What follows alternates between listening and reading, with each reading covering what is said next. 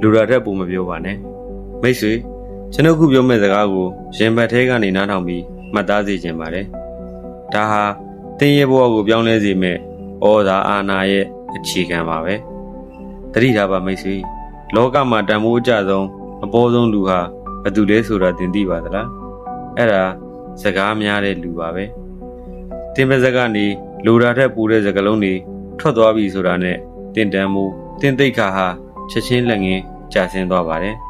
တင်ဟာလူဘိုးတစ်ယောက်ဖြစ်သွားပါပြီလူဘိုးတစ်ယောက်ရဲ့စကားမှန်ကိုဘယ်သူမှအလေးနဲ့မထားတော့ပါဘူးတင်ဘလောက်ပဲအရေးပါကြောင်းပြောနေပါစေလူတွေကတင့်ကိုဖေ့ကျင်သွားကြပါလိမ့်မယ်တကယ်ဩဇာအာဏာရှိတဲ့သူတွေကြီးပွားအောင်မြင်တဲ့သူတွေကိုတင်သတိထားကြည့်စမ်းပါသူတို့ဟာစကားကိုချွေတာတယ်လူသလောက်ပဲပြောတယ်ပူပြောရင်တော့တိုင်းတာပြီးမှဟာတယ်သူတို့ရဲ့တိတ်ဆိတ်ခြင်းဟာကြောက်လို့မဟုတ်ဘူးအဲ့ဒါဟာအာဏာတစ်မျိုးပဲဘာကြောင့်လဲဆိုတော့လူသားတွေရဲ့သဘာဝဟာသူတစ်ပါးဘာတွေ့နေလဲ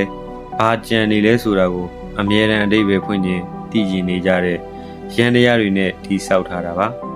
သင်ကစကားကိုချုံလိုက်တဲ့အခါသင်ဆန္ဒကိုလိုသလောက်ပဲအရေးမို့ပြလိုက်တဲ့အခါသူတို့ရဲ့တိလူစိတ်ကိုသင်က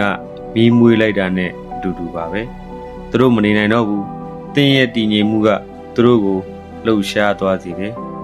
သင်ပါလဲဘသူလဲဘာကြံနေလဲသူတို့ကောင်းထဲမှာပုံတိုင်းထန်သွားပြီအဲ့ဒီလိုင်းလုံးတွေထဲမှာပဲသူတို့ရဲ့အားနည်းချက်တွေသူတို့ရဲ့အတွင်းစိတ်တွေပိုးမလွန်အောင်ပွင့်ဖြစ်ပြီးပေါ်လာပါလိမ့်မယ်သင်ရဲ့တိတ်ဆိတ်မှုရှိမှသူတို့ဟာအဝတ်မပါပဲလူတော်တဲ့ရက်နေရသလိုမလုံမလဲခံစားသွားရပါလိမ့်မယ်မှန်ပါတယ်ဒီလိုလုပ်ခြင်းကတင့်ကိုအမြင်ကပ်ခံရစေနိုင်တယ်အထင်လွဲခံရစေနိုင်တယ်ဒါပေမဲ့အဲ့ဒီသူတို့နားမလည်နိုင်တဲ့ဇဝေဇဝါဖြစ်မှုကပဲတင့်အပေါ်ဂရုပြုရမယ်အလေးထားရမယ်ဆိုတဲ့စိတ်ကိုသူတို့ရဲ့မသိစိတ်ထဲအထိရိုက်သွင်းလိုက်တာပါပဲသူတို့အတိမတ်မပြုခြင်းပဲအတိမတ်ပြုသွားရတယ်အလေးမထားခြင်းပဲအလေးထားမိသွားတယ်ဒါဟာတကယ်ဩဇာပါပဲ